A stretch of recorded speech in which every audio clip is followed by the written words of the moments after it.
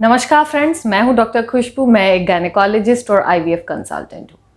Pregnancy के शुरुआती दिनों में ब्लीडिंग बहुत आम है। हर 4 में से एक प्रेगनेंसी में रक्तस्राव पाया जाता है। यह ब्लीडिंग स्पॉटिंग के फॉर्म में हो सकती है या कई बार एक्सेसिव ब्लीडिंग होती है, आपको पैड लेने की ज़रूरत पड़ती है। लेकिन हर ब्लीडिंग का मतलब ये नहीं कि अबॉर्शन होने ही वाला है। कई कारण होते हैं प्रेगनेंसी के शुरुआती दिनों में ब्लीडिंग के, जिसके बारे में आज हम डिस्कस करेंगे। प्रेगनेंसी के फर्स्ट 3 मंथ्स में ब्लीडिंग के क्या कॉमन कॉजेज़ हैं और कैसे इसे हमें डायग्नोस करना चाहिए और अकॉर्डिंगली इसके ट्रीटमेंट के बारे में हम बात करेंगे। फ्रेंड्स, प्रेगनेंसी के शुरुआती दिनों में आपके कपड़े तो आपको फिट आ जाते हैं, लेकिन शरीर में पहले जैसा कुछ भी नहीं रहता। आपके शरीर में प्रेगनेंसी से रिलेटेड चेंजेस शुरू हो जाते हैं। हार्मोन्स के level beta HCG, oestrogen, progesterone काफ़ी हाई हो जाते हैं, जो हेल्प कर सके आपके प्रेगनेंसी को कंटेन करने में। वस्कुलैरिटी, जो आपके गर्भाशय की जो रक्त प्रवाह है वो बहुत बढ़ जाती है, ताकि वो जो ज़रूरी पोषण है फीटस को, भ्रूण को, वो प्रोवाइड कर सके, ताकि प्रेगनेंसी अच्छे से ग्रो कर सके। इसी दौरान जब ब्लड वस्कुलैरिटी बढ़ जाती है तो आपको स्पॉटिंग, बूंदा-बूंदी वेजाइनल ब्लीडिंग हो सकती है। जब भ्रूण गर्भाशय में इम्प्लांट हो रही होती है, यानी कि अगर आम भाषा में समझे कि जब भ्रूण फीटस जो है गर्भाशय से अपनी कनेक्शन बना रही होती है, तब अपनी जड़ों को अंदर मजबूत करने के लिए भ्रूण और माँ के बीच में कनेक्शन बनने के लिए ब्लड वेसल्स में भ्रूण के कुछ हिस्से इम्प्लांट कर जाते हैं, इरोड करके ब्लड वेसल के अंदर इंटर करते हैं, जिससे कि वो अपने पोषण तत्व को फीटस माँ के ब्लड से ले सके। इसी दौरान जो यूट्रस की ब्लड सप्लाई होती है, वेसल्स होते हैं, उससे ब्लीडिंग हो सकती है। इसे हम इम्प्लांटेशन ब्लीडिंग कहते हैं। यूजुअली इम्प्लांटेशन ब्लीडिंग स्पॉटिंग के फॉर्म में होती है, यानी कि आप जब उठ के देखोगे तो आपके पैंटीज़ में हल्का बुल्का स्पॉटिंग, बूंदा बूंदी ब्लीडिंग जैसी होती है। ये आपका जब पीरियड्स मिस होता है उसके आसपास में यूजुअली इम्प्लांटेशन ब्लीडिंग हमें देखने को मिलती है। सेल्फ लिमिटिंग होती है, बहुत ज़्यादा अमाउंट में बढ़ती नहीं है, 3 से 4 दिन में अपने आप समाप्त हो जाती है। तो friends, bleeding during early pregnancy का बहुत बड़ा जो कॉमन कारण है वो है आपका इम्प्लांटेशन ब्लीडिंग। हालांकि अगर प्रेगनेंसी में आपको ज़्यादा ब्लीडिंग हो रही है, क्लॉट्स पास हो रहे हैं या स्पॉटिंग भी बार बार हो रहा है, तो ये अंदर हो रहे अबॉर्शन, मिसकैरेज का संकेत हो सकती है। मिसकैरेज, अबॉर्शन बहुत आम है प्रेगनेंसी में। 10 to 20% प्रेगनेंसीज अबॉर्ट हो जाती है। नोन प्रेगनेंसी, यानी आपने प्रेगनेंसी टेस्ट कर लिया, पॉजिटिव आ गया, उसके बाद 10 से 20% नॉन प्रेगनेंसीज अबॉर्ट हो जाती है। अबॉर्शन एक तरीका होता है जिससे अबनॉर्मल भ्रूण को नेचर ग्रो नहीं करने देती है, अंदर गर्भाशय के, उसे दुनिया में आने से रोकती है। अगर कोई भी अबनॉर्मल फीटस बॉडी के अंदर ग्रो कर रही होती है तो नेचर उसे मिसकैरेज के थ्रू, अबॉर्शन के थ्रू एक्सपेल कर देती है। तो अगर फ्रेंड्स आपको ब्लीडिंग ज़्यादा हो रही है, बार बार स्पॉटिंग हो रहे हैं, तो मिसकैरेज भी एक बहुत बड़ा कारण है। इसलिए आपको डॉक्टर को, जब भी आपको ब्लीडिंग हो, आपको आपके डॉक्टर को कंसल्ट करना है। एक बहुत डेंजरस कंडीशन होती है प्रेगनेंसी में, जिसे हम इक्टोपिक प्रेगनेंसी कहते हैं, अस्थानीय प्रेगनेंसी कहते हैं। अगर आपका 6 से 8 सप्ताह की प्रेगनेंसी रुकी हुई है, पेट में दर्द है, आपके निचले हिस्से में काफ़ी ज़्यादा दर्द हो रहा है और आपको स्पॉटिंग या ब्लीडिंग पीवी हो रहा है, ये तीनों ट्रायड अगर आपको में दिखते हैं, आपके अंदर ऐसा लगता है कि नहीं ये सिम्टम आ रहे हैं, तो ये कुछ केसेस में ये इक्टोपिक प्रेगनेंसीज होती है। इक्टोपिक प्रेगनेंसी मतलब कि प्रेगनेंसी अपने नॉर्मल स्थान को छोड़कर कहीं और लग गई है, फेलोपियन ट्यूब्स में, ओवरीज में लग जाती है। फेलोपियन ट्यूब जो गर्भाशय की नली है, इक्टोपिक प्रेगनेंसी का सबसे कॉमन साइट है। 6 से 8 सप्ताह की यूजुअली प्रेगनेंसी ही फेलोपियन ट्यूब्स में ग्रो करती है। उसके बाद जैसे ही प्रेगनेंसी ग्रो करोगी, फेलोपियन ट्यूब्स जो है, वो जो बच्चेदानी की नलियाँ बिल्कुल पतली पतली होती हों और वो बच्चे को आगे ग्रो नहीं करने दे सकती और वो फट जाती हैं। पूरे पेट में ब्लड भर सकता है, जिसे हम हीमोपेरिटोनियम कहते हैं, और एक जानलेवा कंडीशन है इक्टोपिक प्रेगनेंसी। सो जैसे ही आपको इस टाइप के सिम्टम्स लगते हैं, आपको आपके डॉक्टर को कंसल्ट करना है और फर्दर ट्रीटमेंट आपके डॉक्टर्स आपको एडवाइस करेंगे। कई बार विजाइनल इन्फेक्शन कई बार वजाइनल इन्फेक्शन, आपकी योनि के रास्ते में इन्फेक्शन होता है, जिससे यूजुअली प्रेगनेंसी के दौरान लोग नज़रअंदाज कर देते हैं कि हल्का फुल्का डिस्चार्ज तो प्रेगनेंसी में नॉर्मल है।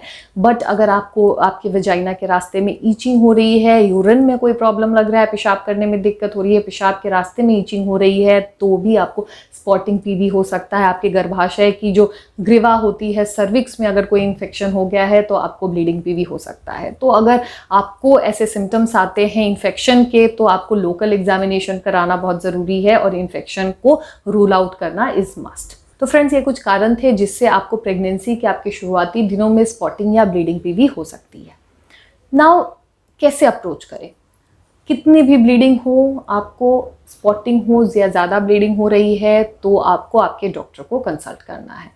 आपको अगर एक्सेसिव ब्लीडिंग हो रही है, ज़्यादा क्लॉट्स पास हो रहे हैं, चक्कर आ रही है, फेंटिंग अटैक्स आ रहे हैं, पेट में दर्द हो रहा है, तो आप वेट नहीं करिएगा। अगर रात में आपको पेन हो रहा है तो ऐसा नहीं कि सुबह में ओपीडी ओपन करने का आपको वेट करना है। अगर फेंटिंग अटैक्स आ रहे हैं, ज़्यादा कमज़ोरी हो रही है, चक्कर आ रहा है और बहुत ज़्यादा ब्लीडिंग हो रही है, क्लॉट्स पास हो रहे हैं, वैसे में आपको आपके डॉक्टर को इमरजेंसी में कंसल्ट करना है।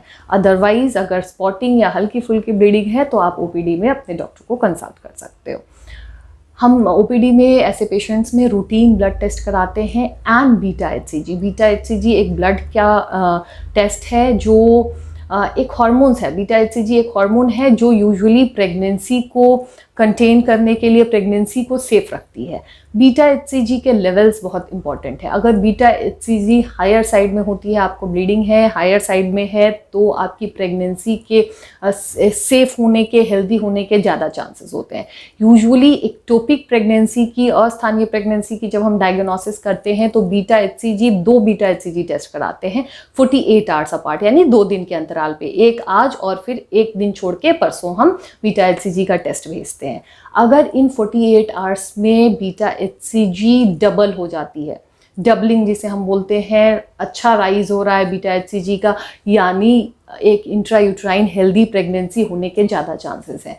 ये अगर ये लेवल्स डबलिंग नहीं होती है, कम राइज हो रहा है या फिर फॉल कर रहा है, तो पेंडिंग अबॉर्शन को, अंदर अबॉर्शंस के प्रोसेस को बच्चा अच्छे से ग्रो नहीं कर रहा है, ये दर्शाता है।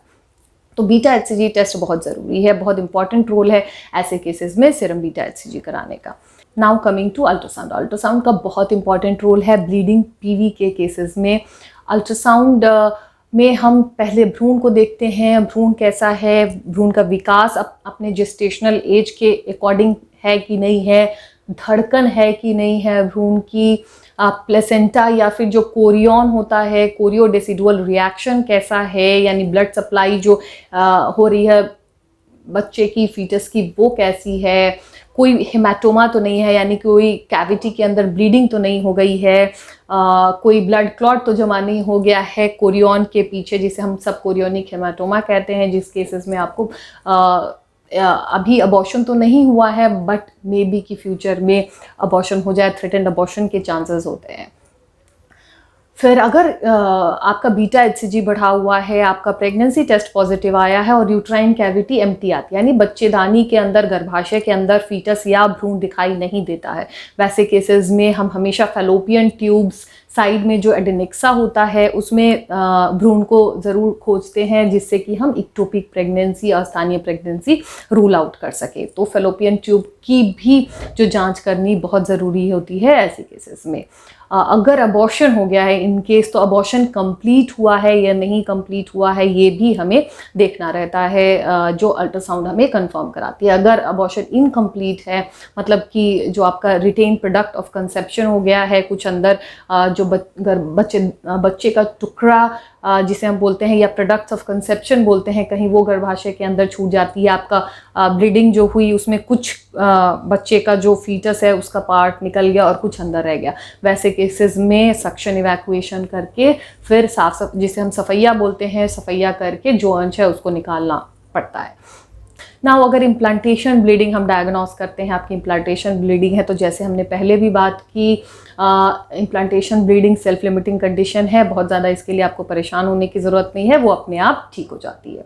अगर थ्रेटेंड अबॉर्शन है, आपको सबकोरियोनिक हेमाटोमा है, तो आपके डॉक्टर आपको रेस्ट एडवाइस कर सकते हैं, और इंजेक्टेबल प्रोजेस्टेरोन हार्मोनल इंजेक्शंस आते हैं जो प्रेगनेंसी को ग्रो करने में हेल्प कराते हैं और अबॉर्शंस को प्रिवेंट कर सकते हैं, तो वो आपको एडवाइस किया जाता है।